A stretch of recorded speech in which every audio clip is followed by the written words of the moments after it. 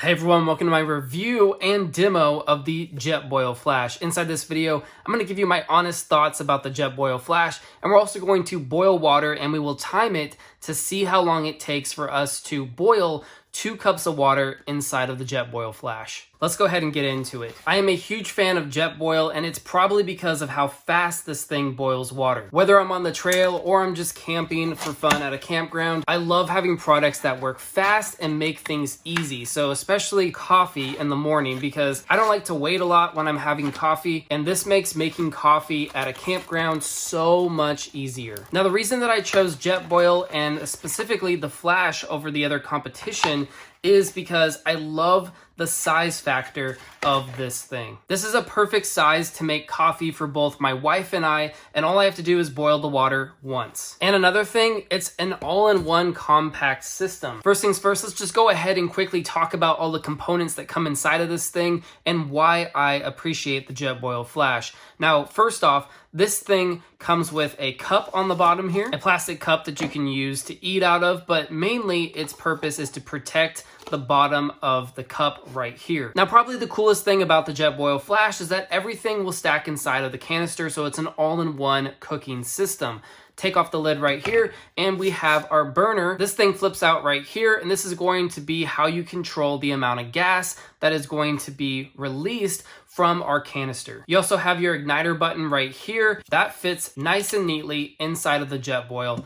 And then we also have, of course, some instructions, a sticker, and then at the bottom, we have our stand that is used to hold the fuel canister, so you're not gonna get any wobbling when you're cooking with a Jetboil. Now, if you have a fuel canister small enough, you can actually fit the fuel canister inside of the Jetboil. Jetboil also offers a French press, so you could have this be your all-in-one coffee system, and this will also fit inside of the Jetboil along with the fuel canister. One more thing about the Jetboil Flash before we get into boiling some water, this is going to be your indicator for when the water is done. This is going to light up orange, and once all 3 of these lines light up orange, your water is ready to go. Now let's go ahead and go outside and boil some water as well as time it to see how fast we can boil 2 cups of water. Okay, we have our fuel canister here, we have our Jetboil Flash, we have some water, and I'm going to be timing this on my watch. So let's go ahead and get started and boil some water. First things first, just get our fuel canister ready.